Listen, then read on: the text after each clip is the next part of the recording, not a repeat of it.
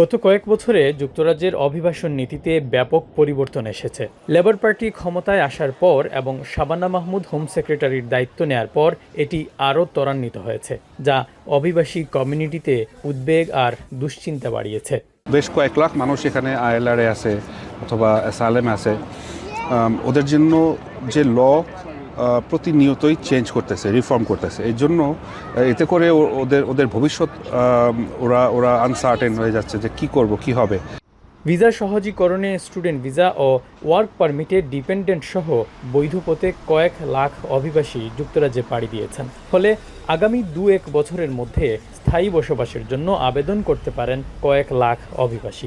এতে অর্থনৈতিক ও রাজনৈতিকভাবে চাপে পড়েছে স্টারমার সরকার।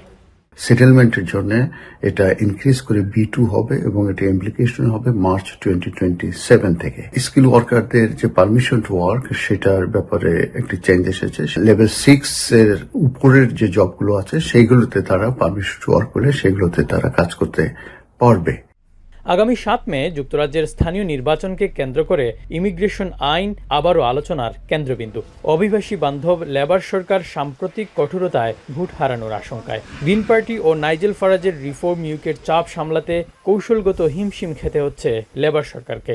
অসংখ্য সমস্যার মধ্যে মূল সমস্যা হচ্ছে অভিবাসন, অর্থাৎ অভিবাসন বিরোধী একটি অবস্থান তাদের রয়েছে এবং ব্রিটেনে যারা ক্ষমতাসীন দল লেবার পার্টি তাদের জন্য একটি ভয়ের কথা, শঙ্কার কথা, এবং সেটি মাথায় রেখে তারা বোঝানোর চেষ্টা করছে যে তাদের যে ঐতিহাসিক নমনীয় অবস্থান অভিবাসন বিষয়ে সেটি থেকে তারা সরে আসতে চাইছে। যারা হিউম্যান রাইটস অ্যাক্টিভিস্ট তাদেরকে আমরা দেখছি যে এই নীতির তারা সমালোচনা করছে।